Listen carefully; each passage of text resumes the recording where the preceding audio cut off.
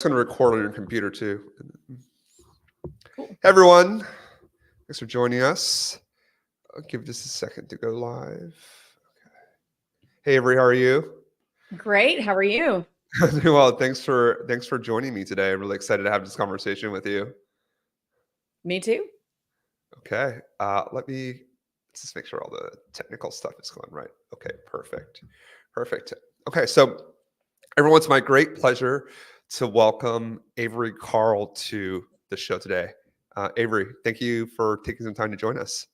Yeah. Thanks so much for having me on. Uh, Thank you. First off, I want to congratulate you. I saw an article come across.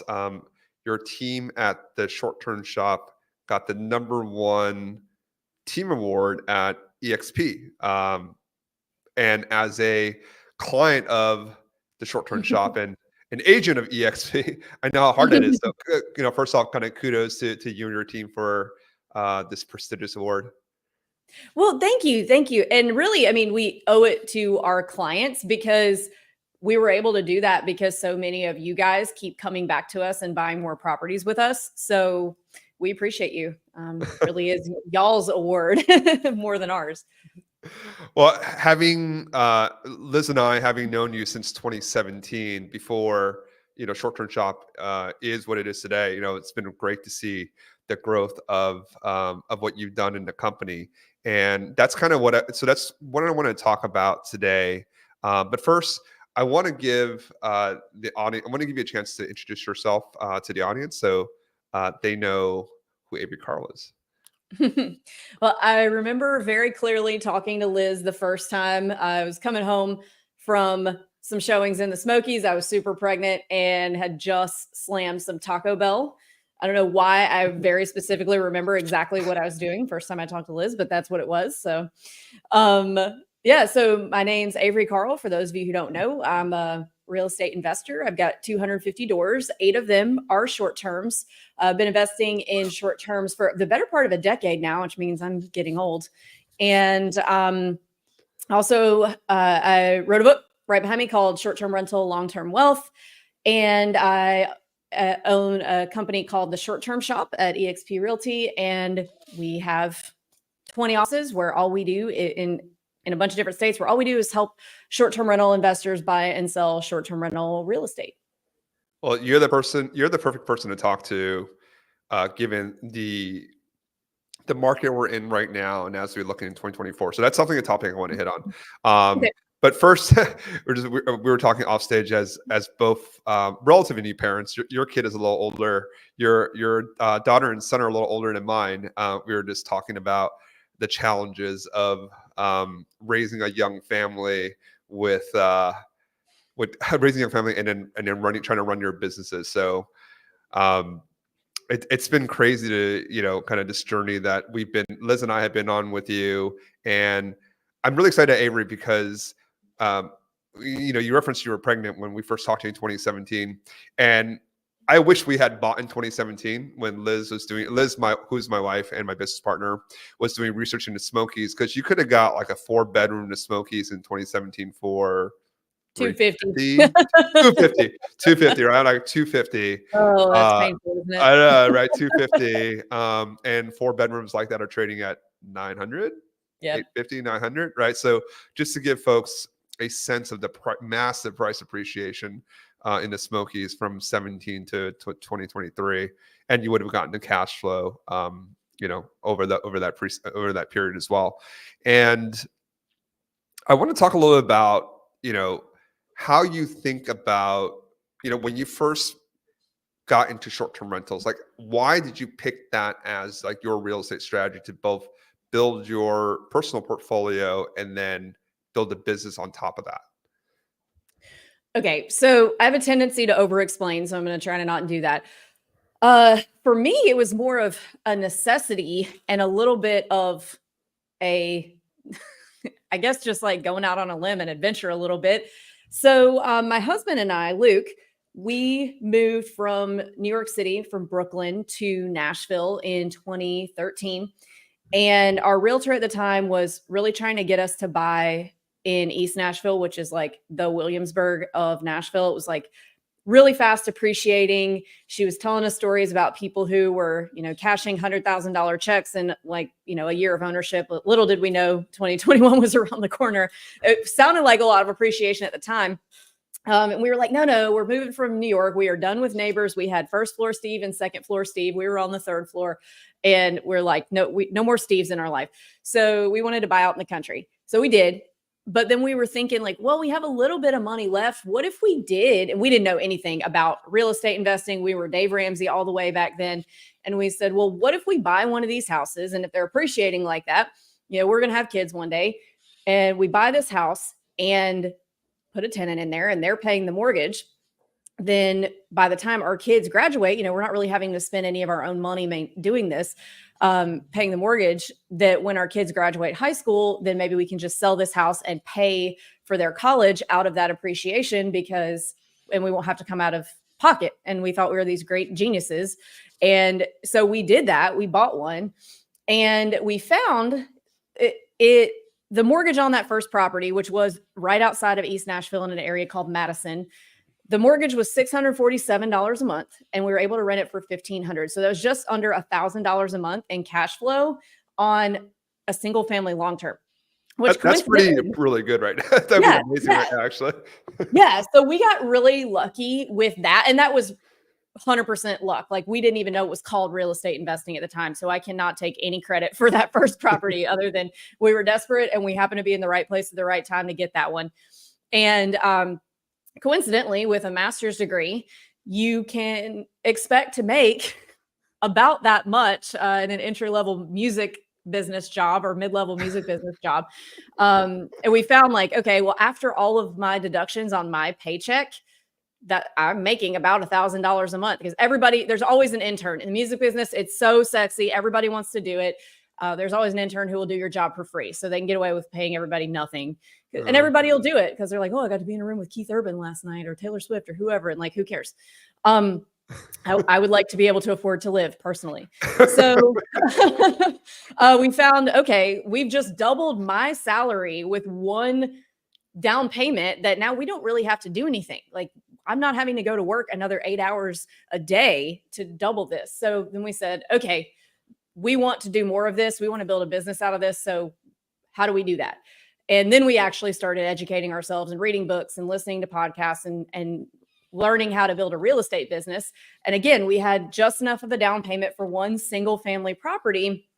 And we said, well, what can we buy that's going to make us the most amount of money the fastest? Because this is the last little bit of money that we have. We'd gone to like an Edward Jones financial advisor. She told us we didn't have enough money for her to do anything with us. And we were like, oh, cool. We're losers. So Avery, actually, 1 second. When was this? So let's date this actually, so folks know. 2014. 14. Okay. 2014. 2014. So we said, well, what can we do with this? Because we've got enough to do something. Mm-hmm. And but if we did another long term, it was going to take a long time to get another down payment going. So we said, well, why not short term? We'd just been to the Smoky Mountains on vacation. It's about 4 hours east of Nashville. We stayed in a cabin and we said, well, somebody owns that cabin. Everybody else was staying in cabins and somebody owns these cabins. Why don't we try this? And the guys, this was like way before there were no courses. There might've been one or two, but they were not mainstream. There was no YouTube, everything. The YouTube existed. It wasn't that long ago, but there weren't courses and gurus and trainings on this. So we kind of went out on a limb and just bought one. And we found while we were looking at using property managers because we thought, well, that's what you do, is what you have to do. And we found that the average property management split for the Smokies at the time was 40% of your 40%? Oh, it wow. was 40%. Okay. Yeah. Woo. And only since like Evolve and Vacasa and a lot of self-management has come about over the past 5 or 6 years, has it gone down to like 25, and some of them still do charge like up in the 30s. Really? But okay. At the time, everybody was 40%. And we said, well, wait a minute. We need that 40% so we can go buy more. Like if we can't afford to give somebody 40%. And we said, well, I mean, how hard can this be? We've got Airbnb and Vrbo and we have our phones and we just really need a cleaner and a handyman. And then we can kind of figure it out from there. Yeah. So we just kind of pieced together how to do it. And that's kind of how we got off to the races on the short terms. So that first deal, like, I think you're a numbers person. I'm a numbers person. Like, tell us that first deal. What was it? How much was that? What did you buy in at? Do you remember what your first year kind of revenue was? Yes. So that one we got for it's a 2-bedroom or a 1-bedroom with a second loft bedroom. We got that for 165,000. It is a Oh, wow. true, yeah, yeah. It's a true lot. But back then you didn't make as much as you do now. And I can Sure, get into that in a little bit. So sure. it was a true log cabin. We still have it with the stacked logs with the chinking in between. It had been a long-term rental. It was in probate. Like some guy in Texas owned it and passed away. The guy who lived there, I don't think they swept the entire time that they lived there. They smoked inside. It was just a mess. And Mm, so we furnished it, got it ready. We were like, man, this is what it needs to look like, the actual house, because it's very cool and like rustic and had a little bit of a view, which was cool. Beautiful fireplace. And so we said, if we can just get this thing furnished, then I think this will work. okay. and, and it, it's not nearly as scientific as it is now, where you're looking at exact cash on cash returns and there's all this data and everything. We're like, I think this will work. So it did. And the first year, so back then on a 2-bedroom, you could expect on a good property to gross about 45,000 a year. Okay. And Okay. yeah. And now our 2-bedrooms, the same 2-bedrooms that we had in 2015 and 2016, do about 80,000 a year. Yeah. So I think that there was a lot of change over the course of the past 10 years in terms of where properties are posted to book and how many people are exposed to those properties through Airbnb and Vrbo. Back then, Yeah. all the cabins in the Smokies were just on some random, each random property management company's website. So there's been a lot of changes in travel and then booking travel over the past 10 years that I think has allowed us to get from 45,000 to 80. But at the time it was 165 plus about 20,000 in furnishing and setup to gross about 45 a year. That's not bad, right? I mean, that's, I don't know, what is it? Level 4 times revenue. I mean, Yeah, it wasn't bad. yeah. I mean, right now, as multiples now are like, gosh, you'd be looking to get 7 times right now. That's be that kind of a deal, even with where the pricing is and where the interest rates are. I remember kind of the top in 2022 deals that were trading like 9-10 times revenue. So which for, if you're listening out there, just means that if a cabin did 100K, it would probably trade at $1 million. So just the way that I think about it is just, every dollar revenue, how much am I paying for that, right? Because everyone operates differently. You don't really look at profitability, because the way Avery manages her cabin will be different from the way that I manage my cabin. So from a profitability perspective, it's really hard to compare apples to apples. What's much easier just on a gross revenue basis. And then that's just the easy way to value property. So, okay. So great. I mean, you built all this. It's pretty crazy. You built all this.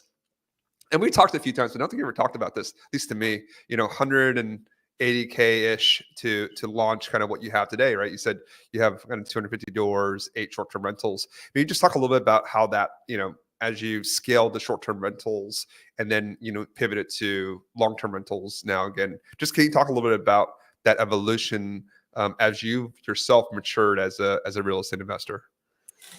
Yeah. So I think what we did a really good job of in the beginning, where I think a lot of investors make a mistake, is once you get those first 1 or 2 properties and you get that cash flow coming in, people get comfortable and they forget about the saving and the budgeting that they did in order to get that first property, and they stop doing that. Mm-hmm. And I think in order to continue scaling, you have to keep that budgeting and then just add in the income of all the properties that you buy. And then it snowballs much more quickly. And then as time goes on, you don't have to budget quite as hard. You can slowly loosen that up. But for us, it was continuing the budget for the first 2 or 3 years. And then also never spending money that we make on real estate on anything other than buying more real estate. And in terms of kind of jumping around asset classes, so when we got to 5 short terms, so I think like 5 short terms and then 10 short terms are kind of 2 milestones of like, okay, what are we going to do here? We've got enough cash flow coming in that we could go buy more short terms and we could do some other things, but it becomes much more labor intensive and you have to start hiring more VAs and things like that. So at 5, we thought, well, okay, And this was still back, we had 5 by 2016. Okay. So Wow. Okay. yeah, so this was not, I mean, keep in mind things were cheaper back then, so it doesn't take nearly as long to save up 15, 20,000 as it does 200,000. So this was still self-managing. A short-term rental was still kind of a new thing at the time. So we were still a little bit like, okay, when is the other shoe going to drop on us here? Yeah. Because is this going to keep going forever? Or is this like a flash in the pan? We didn't know. So we said, well, maybe let's start throwing in some more long terms. We already have one of those, and that's really easy, and they're relatively cheap comparatively. We were getting duplexes at the time in Chattanooga for about 100,000, Mhm. which you can't do that anymore. And so we just started, every time we had 25,000 saved up, we'd go buy a duplex in Chattanooga and then go buy another one. And over time, that has snowballed into more deals at a time. And then one day we had like 9 closings in a day. That was probably 2020 maybe. Mhm. We said, okay, well, if we're going to close on this many and we've got this many and we're financing all of them, so we've got this many sets of closing costs and stuff, why don't we just buy an apartment building instead of having 9 closings in a day and having to sign 1,000 sheets of paper Yeah. by one apartment building? So then it kind of morphed into that too. And then we threw back in some more short term. So we never said, okay, we're pivoting away from this and we're doing this. We all just kind of added new strategies in, and now we have each pillar kind of running all the time. Yeah. I mean, so personally for us, we have one long-term rental. We have 6 that we own, short-term rentals, and then we have a portfolio of 25 apartments that we rental arbitrage for short-term rentals. And what rental arbitrage just means is we lease the apartments over a longer period of time, and then with the express permission from the landlord to put it back on Airbnb. So that is for us our real estate portfolio. And the reason I talk about that is your point about different pillars of real estate. And actually, I very, very much believe that you want different, you know, you don't want to, at least for us, we don't want to over index on one strategy or one type of property. That makes sense. Like we have our rental arbitrage portfolio in urban areas. We buy in in more vacation rental areas. Our long term rentals are in different parts of the country. So if one thing doesn't work, something else will work, right? And they're different seasons. So like, do you think about that a little bit? And as you kind of look at your portfolio and kind of just real estate investing broadly, just having like uncorrelation between the different parts of your your portfolio, so that say your short-term rentals are off, right? COVID hits, but still long-term rentals do well, or and vice versa. Is that do you put that? Do you kind of have that consideration? Yeah, definitely. So a lot of people say, well, why don't you make your apartment buildings short terms? And I'm like, no, because they're apartment buildings. We're not doing that. These are our long terms. The short terms are vacation rentals, and we focus on vacation rentals and vacation markets. We focus on our long terms in like medium-sized metro markets. And when COVID did hit, we had 5 short terms, and I think we had like 15 long terms.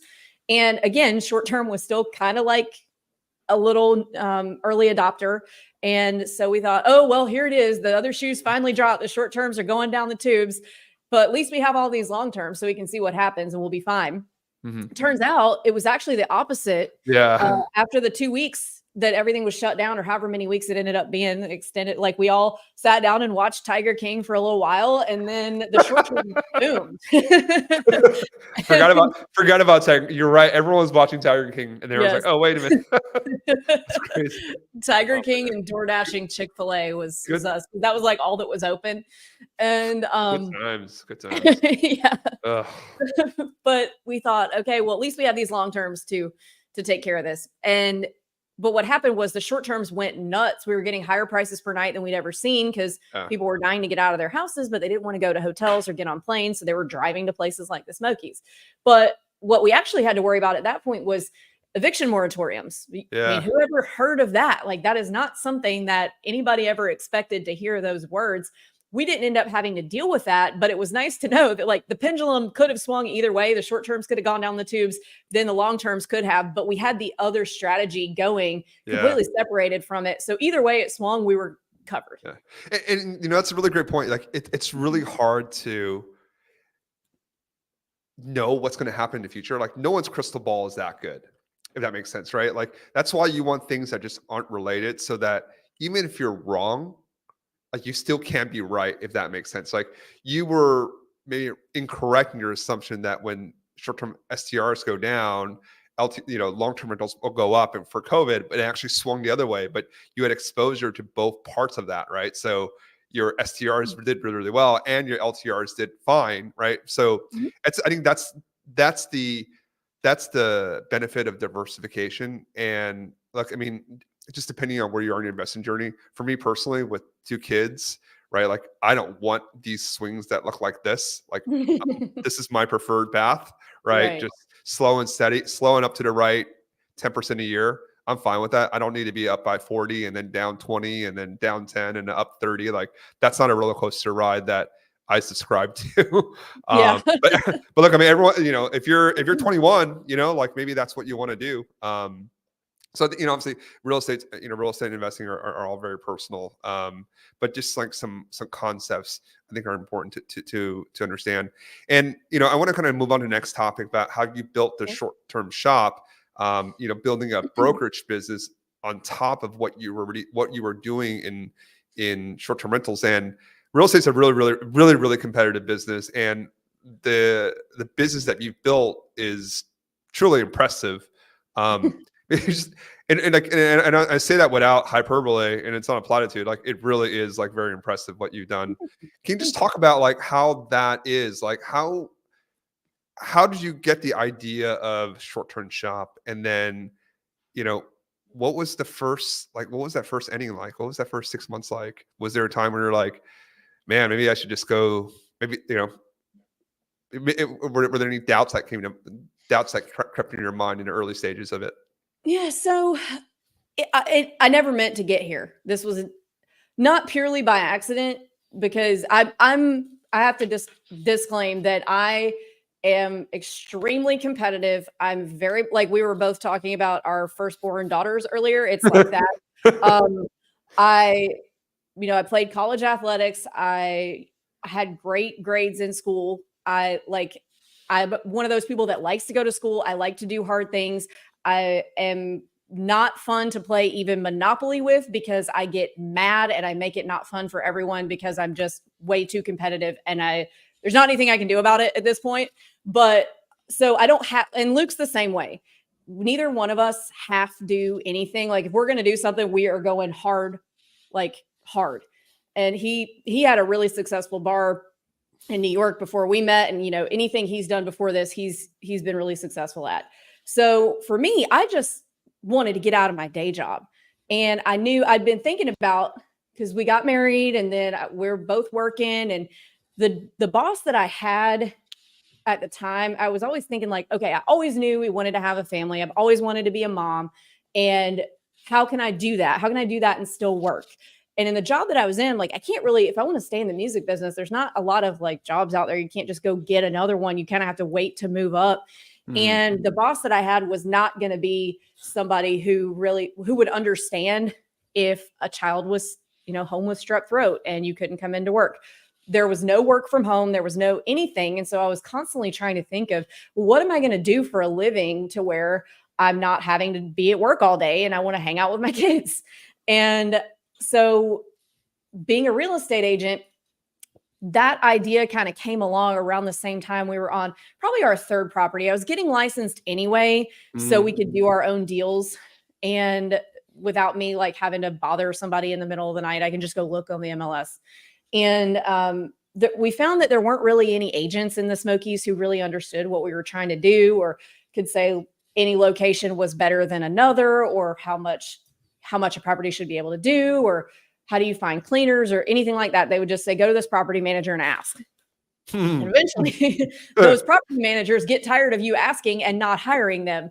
Yeah. So I said, well, I'm not making that much anyway. I don't really, we've got enough short terms that I have the time to build up a real estate business without us like going broke here. So, it just kind of started that friends of ours would say, how much are you making on that cabin in the Smokies? Yeah. Help me buy one, teach me how to do it. And then it became friends of friends. And then it became like actual clients that I didn't know. And it just kind of Actual built. client. Oh, actual client. It's been actual client. Oh, you. Yeah, that's you. I was like, oh, did I freeze? No, Um, no. so that just kind of grew organically. And then when we bought a house in Destin, Florida to be a short term and we rehabbed that, I realized we also had a lot of clients who were buying with us and buying in Destin. And I'm like, well, maybe we should open up in Destin. And then I had Jonathan, our Gulf Shores agent, call me. He heard me on a podcast. He lived in Houston and he said, hey, I want to move to Gulf Shores and work for you. I'm like, are you sure you Oh, want to do that? That's crazy. And he's like, yeah, let me just convince my wife. And I'm like, my gosh, his wife is not going to be, what wife is going to be cool with him being like, oh yeah, I heard this girl on a podcast. We're going to go move and work for her. So he did. And best she was. decision, best decision he made, I'm sure. Yeah. Yeah. He's done really, really well. And his wife agrees. So I'm glad that worked out because that could have gone really bad. And then it just ended up, organically building and organically building. So I didn't sit down and say, oh, I'm going to do this thing. I'm always looking for the next step in the thing I'm already doing. Yeah. And it just kind of built from there. Yeah, and like, and I want to kind of decompose this a little bit. But shout out to Luke, who's Avery's husband, and he's one of the really really good educators in this space. Has a podcast. You guys should definitely check it out. I'll leave it in the show notes.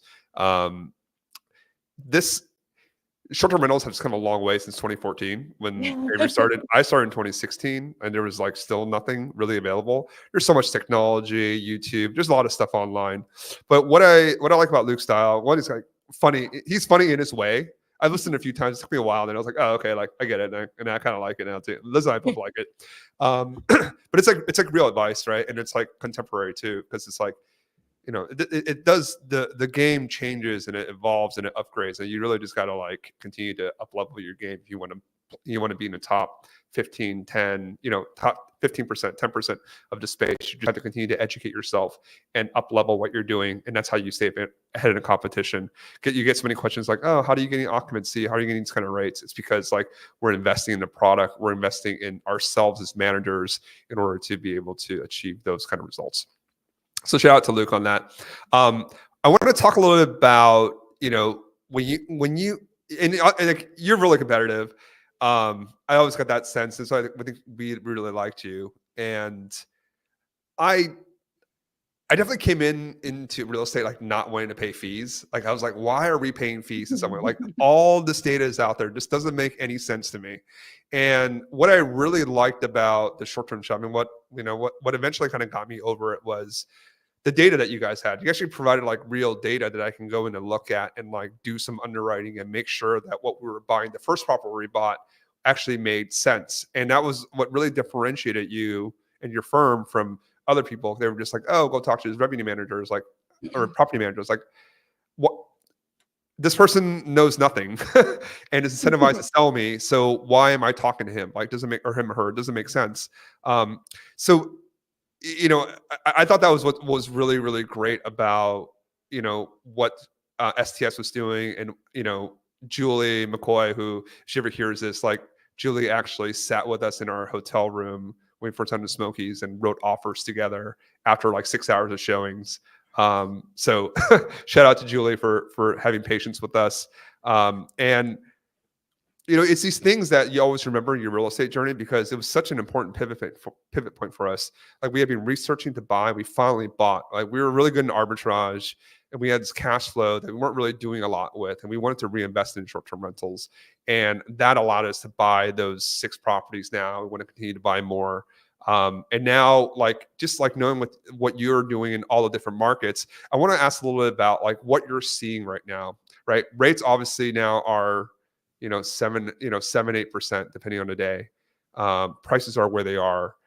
You have probably the best vantage point out of anyone I know because you just have such coverage, 20 offices across the country. I think first I'm going to break this up into two parts. Okay. How has rates and the economy impacted short-term rentals, at least in your view, over the last 12 months? So let's go to 2023 first, and then we'll get your predictions for 24 and beyond. But what's the state of the market over the last 12 months? So do you mean in terms of being an owner and rentals, or in terms of the sales side of things? As an owner, like as an investor, Okay, like gotcha. if you're Okay. listening as an investor, like how we want to hear from you how you've seen the market evolve over the last 12 months.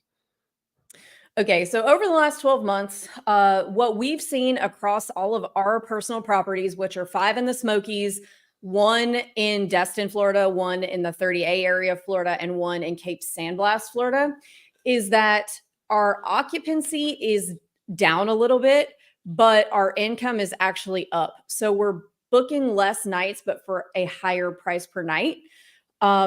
Summer was lower than last year, not terribly, but I think we're right now across 8 properties within like $6,000 of last year's performance. So a really, I don't want to say negligible, but kind of negligible amount. By the end of the year, we should be right on, maybe a little bit better.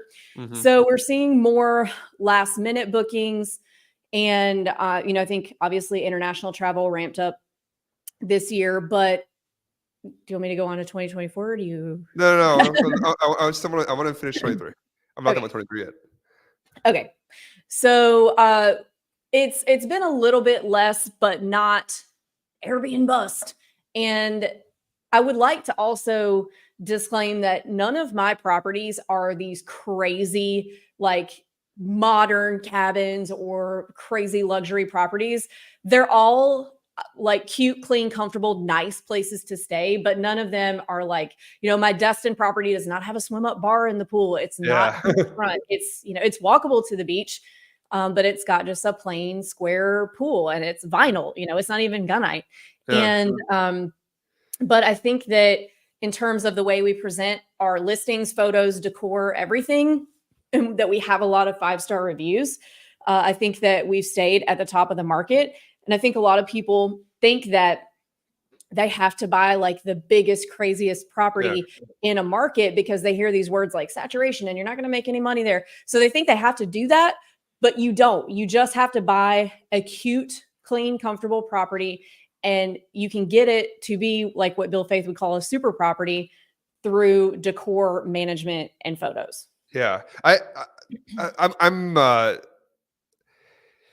when I hear the term super property and like this meme about having to have like these crazy amenities,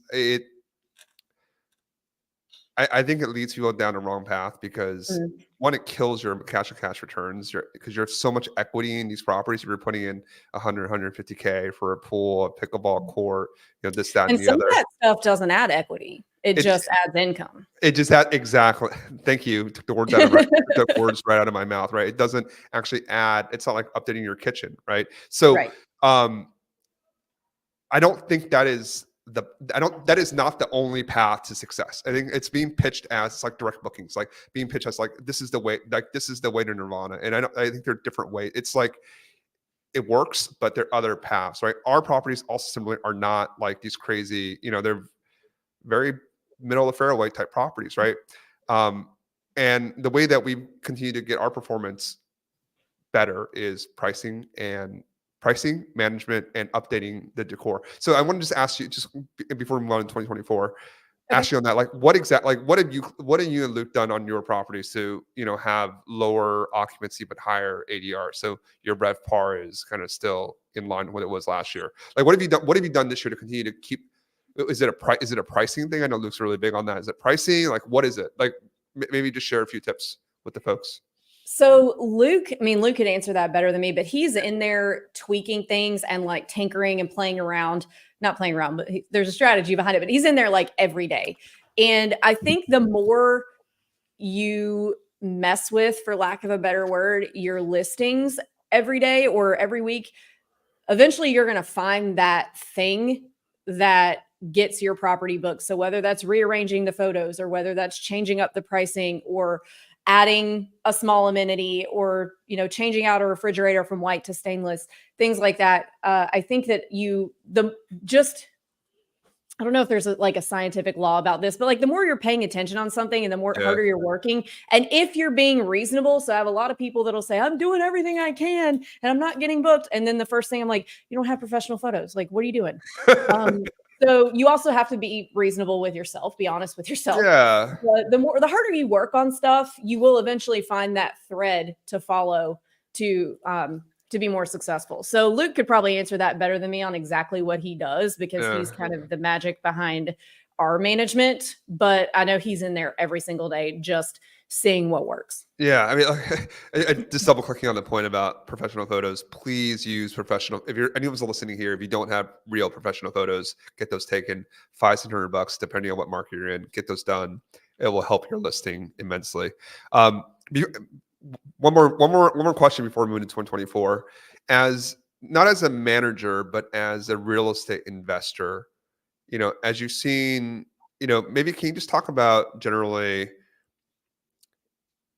the actionability of buying short-term rentals over the last 12 months is, but maybe I can frame it that way, as rates have continued to creep up over, probably from the high fives, low sixes to kind of mid eights, over this last 12 months. And then as prices have, I think there was kind of a, I think you're the right person to answer that, not or to talk about it, not me. But it just seemed like there was a little dip, and there's really not a dip anymore. Like it's all kind of like there's no real price drops anymore. I don't see, at least for like anything decent.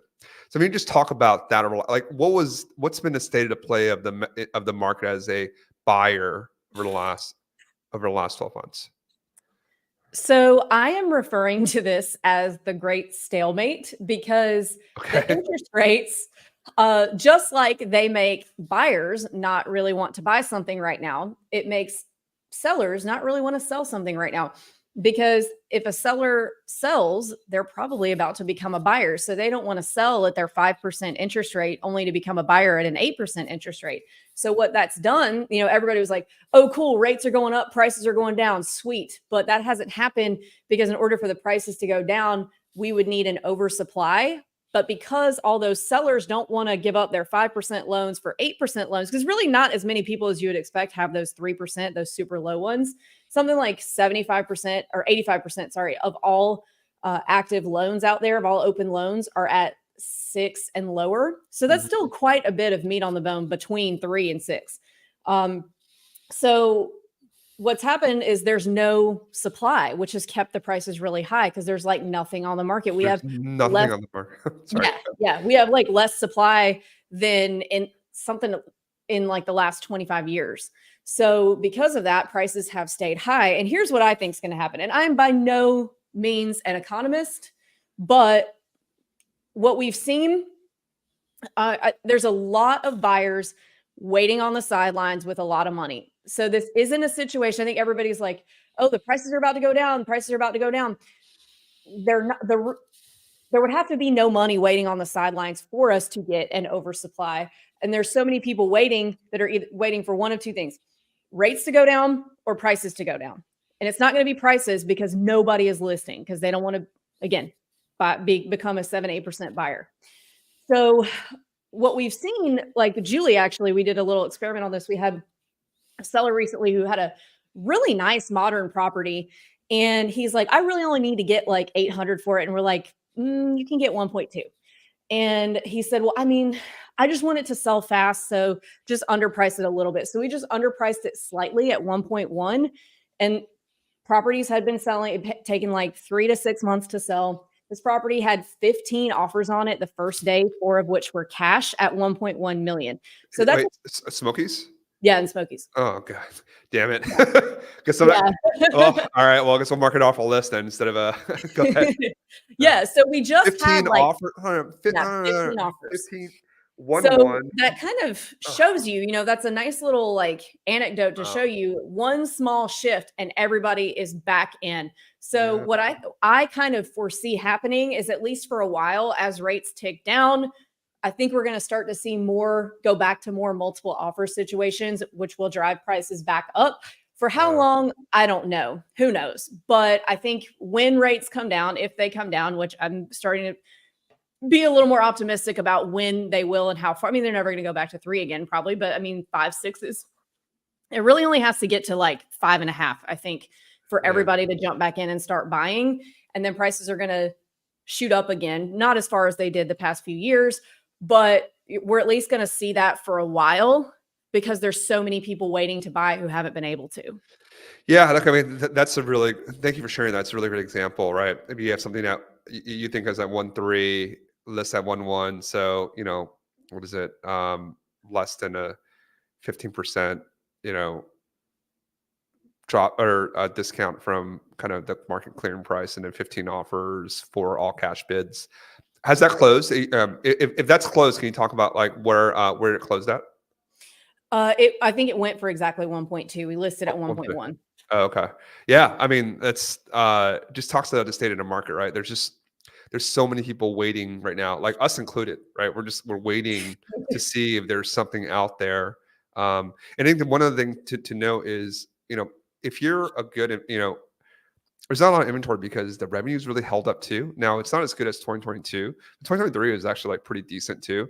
So there's no real distress out there because people Mhm. are making maybe not as much as 22, but they're still covering more than enough. If you're like a halfway decent operator, you're making more than enough to cover your PITI or your Yeah. principal interest taxes insurance, right? So there's no real reason for you to sell unless you had some like life event that's like forcing you to sell, like death, divorce, something like that, right? Where you had to sell. There Um, is one more little cross section of sellers. So okay. you mentioned Ooh, if you're a halfway decent manager. So there's a lot of people who bought in 2021, beginning of 2022, that did not view this as any kind of a business. They just said, "Oh, the payment on a beach house is going to be what? Great. I'm going to buy one. We'll put it on Airbnb when we're not using it and we'll make some money." And those are those buyers that were just like, "Oh yeah, I can afford a beach house. We'll Airbnb it. It'll be great." yeah. Those buyers, and then the buyers who bought, who I call it, there's no real nice way to say this. I call it bargain bin shopping, where they either buy something kind of weird that's not really what people are expecting, like a brick ranch home in the Smokies because it was cheaper, or they buy too far out. They buy in like an ancillary market, which I know a lot of influencers were recommending people do that the past few years. But then as things normalized, the weird stuff and the stuff that's too far away Yeah. from attractions don't do as well. So those people who are like, "Oh crap, this is a business. I didn't sign up for this." Those people and the people who bought weird stuff are the ones that you see kind of not necessarily distress selling, but like going ahead and scooting on out of here. No, that's a great point you brought up. And Liz and I had this conversation. I remember like so many times we were, smokies are so expensive. We're looking at North Georgia. And I was just like, look, this is and I know there's stuff that works in North Georgia too, not to say it doesn't, but you know, as things normalize, it's those tertiary markets that benefit from when things are very, very bubbly. And then, but fundamentally, people want to go to the Tennessee Smokies, right? They want to go to Gatlinburg, they want to go to Cedarville, they want to be like where the action is. And as things normalize, it all just kind of compresses back to the core. At least in my opinion. And while certain things may have worked before, like it's just hard to put on like a 30-year mortgage on something that worked for like 6 months. Like you really want to see a little bit of data unless you're like just really, really sure that thing works or you're okay with holding that for a long period of time because like that mortgage sits there for 30 years, right? So this is a long-term investment. So again, for folks, like it's really important to have margin of safety, right? Like do the homework, make sure you really understand what you're getting into. And I think this segues nicely into 2024. Like how, and I think you touched on it, but any other points you want to add on, I agree with you. I think rates, like the news just came out today with inflation starting to come down even more. We're most likely at the end of the tightening cycle. And if we have a change in administration soon, then, maybe rates get back down below where they are now, which will be another humongous rocket fuel to add a ton of fuel to almost to every asset class, really. But anything else that you want? I guess anything you want to add about like 2024, maybe based on different markets that you're seeing. You guys have 20 different offices, a lot of agents, a lot of buyers. Like any other color you can add there for folks' benefit? Yeah, yeah. So let me start off by saying I despise when people say marry the house, date the rate. So that is not what I'm saying. Okay. But in terms of getting good deals, so the interest rate is going to go down at some point. Now, is that going to be a year from now or is it going to be 10 years from now? We don't know. If you can find a property that cash flows now, you're able to get well, let me back up. The interest rate is going to change at some point. The price you buy a property for will never change. So now is the time to get good deals in terms of money off. And everybody says things like, well, the prices are going to go down. Prices are going to go down. They're not going to go down significantly enough to really matter a whole lot. So if you look at the past 80 years, I saw a chart recently. I'll try to find it for your show notes, that there's only been 6 of the last 80 years where prices actually went down. And it was never more than a few percentage points, with the exception of 2008. That's the only time that it's gone down significantly. So waiting for things to go down 20% is not necessarily realistic. So right now is a really good time to be a buyer because you don't have much competition.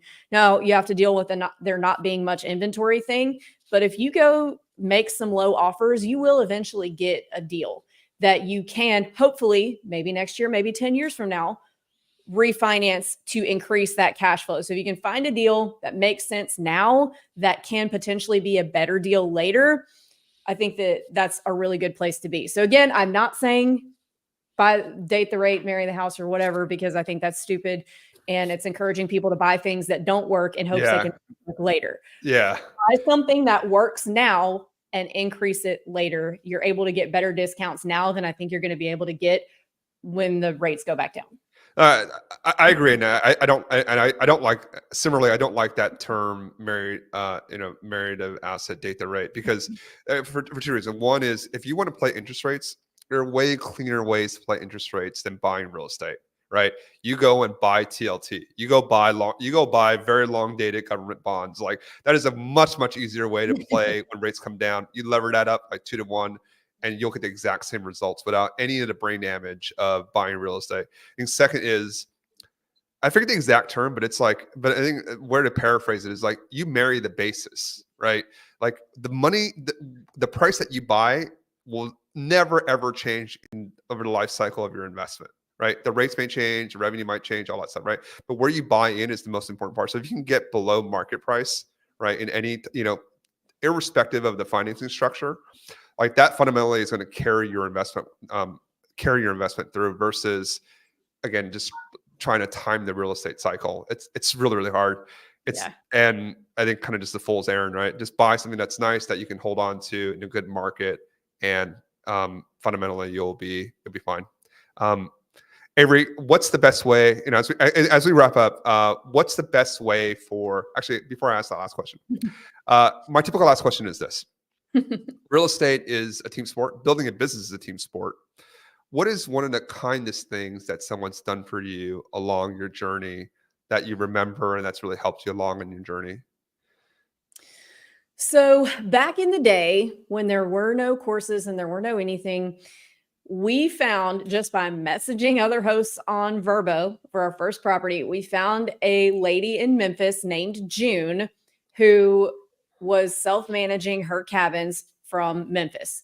And we annoyed her to death. I would have told us to get out of here, like, after the second phone call. She sat on the phone with Luke and with me several times, like for an hour, probably 2 or 3 times. Something that a total stranger does not have to do. And frankly, I mean, it's weird that she did, but because she worked a full-time job. I think she was a physician's assistant or maybe a nurse practitioner, but she worked a full-time job, managed 2 cabins from Memphis, which is about 8 hours from the Smokies. And so she really gave us not only the knowledge, but like the example of, okay, well, she did it, we can do this. And so June, if you're out there, we really appreciate you. Well, shout out to June, and let's all be more like June, because I think it's really important. There's too many people like June now charging for it.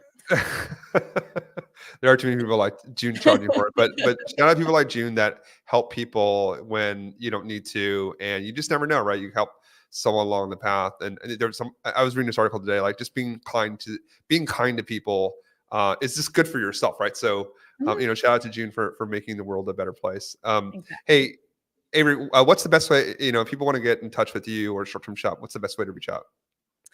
So you can find us on Instagram and YouTube and Facebook. It's all at the short term shop or slash the short term shop. You can join our Facebook group. It is the same title as my book behind me, Short Term Rental, Long Term Wealth. Also, our website, theshorttermshop.com.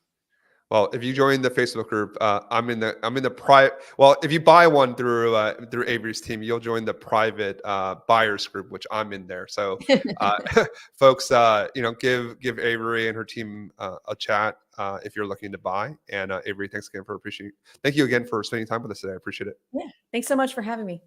Get some sleep. Okay, I'm gonna end this now.